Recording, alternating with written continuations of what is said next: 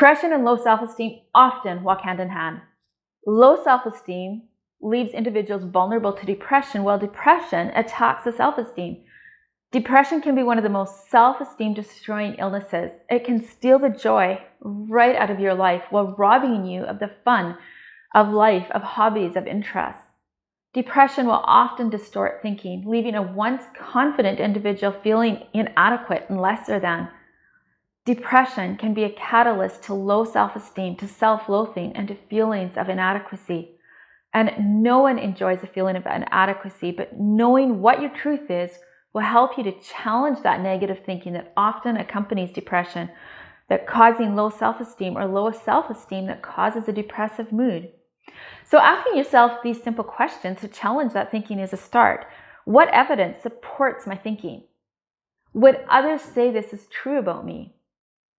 Would I talk to a friend like I'm talking to myself? Would I keep a friend around that says these things to me? Likely not. Does this feeling make me feel good about myself or bad about myself? I like to think of a field of wheat or tall grass, and if you walk through that grassy field, taking the same pathway each time, you soon have a well-beaten path. The same applies to our brains. If we think the same thing over and over again without disrupting that pattern and taking a different pathway, you will create a brain pathway that eventually becomes a freeway of negative thinking. You can imagine what that does to the mind. Depression, low self-esteem, causing more depressive feelings until you feel like there is no hope whatsoever of ever making an exit off of this road that you never asked to be on, a highway called depression. What would it be like to take an exit off that highway and begin creating a new pathway, one of positive thinking? To do this, you want to begin challenging the beliefs that have taken up space in your brain. This doesn't mean repeating empty affirmations, but rather creating and using factual and meaningful statements. Everyone has strengths and weaknesses. When you have a healthy self-esteem, you will accept and appreciate all those unique parts of you, the strengths and the weaknesses, the flawed and the not flawed parts of you. The sooner you accept that you have a flawed side, the sooner you will be able to embrace all sides of you and begin shifting from negative thinking to one of acceptance and kindness. At a time of my life that was particularly long and dark, my brain pathway of negative thinking was not just a path, but an 8-lane speedway that felt like it had no exits. I felt really bad about myself, and my self-esteem and confidence was non-existent. I had a friend that invited and gave me to a challenge of accountability, where every day we all reported to the group 3 things that we were thankful for and 3 things that we loved about ourselves. This began a shift in my brain. It disrupted that flow of negative thinking. I challenge those of you that are struggling with depression and low self-esteem, find an accountability group. If you cannot find one, create one. I can assure you that you are not the only one struggling to find a way off of that depression freeway. Journaling your thoughts. Keep negative thoughts in your head. Keeping them in your head only makes them bigger. Journaling your thoughts brings them down to size, and it helps to challenge them so you can begin to see the good things that do exist in your world around you and in yourself. For every negative thought, challenge it and find a positive, something that you can be thankful for.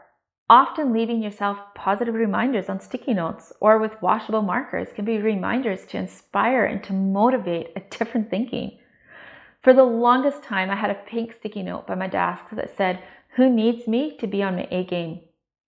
Today, I have a sticky note that says, "You are loved and beautifully worthy of love." Begin with this. Write it down where you can see it each day and pause. Let yourself feel those words. In the dark season of my life, I would wake up feeling so despondent and like there was just no purpose left in my life. I would begin before my eyes would even open to say thank you. Thank you for another day. Thank you for my children. Thank you for a roof over my head. Thank you for health, for 2 arms and 2 legs and eyes that see. Again, the heart and mind were disrupted from that negative thinking by these words, and I could take the next exit off the freeway of thinking to a much more positive thinking, even if it meant repeating those thank yous over and over and over again. Begin your day doing something for you that gives you a boost for your day. Sit for a moment with a cup of hot tea or coffee. Savor the smell and deliciousness. Enjoy the stillness and the beauty of the morning and the gift of life flowing through your body. Create moments for laughter, even if it means watching a comedy show or a funniest home video. Listen to music that makes you feel like you can conquer the world when you listen to it. Dance to the music. Feel the energy of the music and let it lighten your soul. Which brings me to movement. Move it. Whether it be a dance, a run, walk, lifting weights, a sport activity, or a HIIT workout, movement and exercise changes the mood, and also it builds a sense of self-worth and confidence as you feel more fit and healthier. Exercise relieves stress and it lifts the mood. The benefits of exercise to help with depression are scientifically proven, and I personally cannot stress it enough due to the benefit I've seen in my own life when I have kept a routine exercise workout plan. It has made significant difference. Surround yourself with people who celebrate you and your accomplishments. Someone that will be your cheerleader. Surround yourself with people that know how to have fun in life, yet also are willing to be honest with you, as sometimes we need that kick in the butt from someone that loves you enough to challenge that negative thought pattern and the beliefs and pull you out of bed or off the couch when you've been there for too long. Discover new interests and passions. Try new things. Again, this is like taking an exit ramp off that freeway. It disrupts the negative brainwaves and releases dopamine and serotonin, the feel-good hormones in our brains. So identifying and pursuing new passions can boost your confidence and provide you with a greater sense of purpose in life. This is also part of nurturing yourself and creating a space for self-care. Learn how to feed your mind, your body, and your soul in ways that make you feel special. It doesn't need to be big and grand acts. It might be as simple as a bubble bath or sitting and watching the sunset, enjoying the peace and the quiet in the moment. Letting your mind and your soul be still as the environment around you is peaceful. Or it might be starting a new course that challenges the mind and gives you a reason to get up in the morning and a sense of accomplishment. Remembering also that if you fail at something, failure doesn't characterize you as a person or determine your self-worth. Sometimes we need to redefine what failure is. It means that you had the courage to try something, and in the failing, you learned something about yourself and the situation. An important piece that we'd be remiss not to talk about is checking in with your doctor. This is often missed, yet vital part of coping with depression. Depression does not mean that you need to hide and not talk, but rather talking can be what changes it for you. Sometimes a low mood and depression can be due to a hormone imbalance or vitamin deficiency. Talk to your doctor to rule anything out that might be influencing depression. I personally experienced this after I had one of my babies. After 6 months of struggling with what I thought was postpartum depression, and I figured I should just get better and get over it, and that I needed to suck it up and to work my way into a happier state, I finally went to my doctor, who sent me for blood work and found that I had a thyroid issue that was causing my depressive symptoms. Treating the actual problem, lifting the depression, and had me enjoying life and my family again.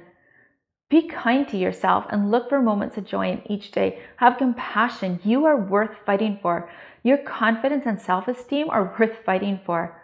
Another sticky note that I have by my desk, I don't know who the author is of this, so I cannot claim any rights to it, yet it had an impact on me the first time I read it. You can't build self-esteem if you keep breaking promises to yourself. The action of keeping promises to you is what patching your self-esteem balloon looks like. When you make a promise to yourself, you are saying that you are worthy. When you keep the promise, you are building on your self-esteem and your confidence. You are believing that you are worthy. I wish I could say that there is a one-size-fits-all for how to overcome depression and low self-esteem, but everyone's story is going to look different because we're each unique individuals, different to ourselves.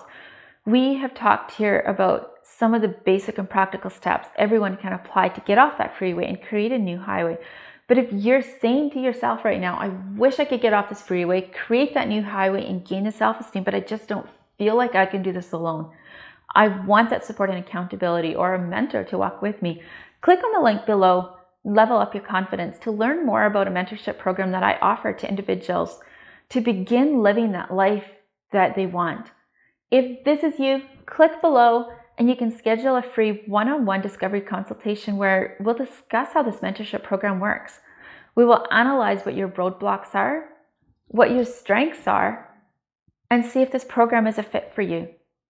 And if it is, I'll personally guide you through that mentorship program to get you those results that you so desperately want and are deserving of. So click the link down below, click the subscribe for more videos like this one, and say hello in the comments. If you are new here, introduce yourself. I like to hear from you. I look forward to seeing you inside.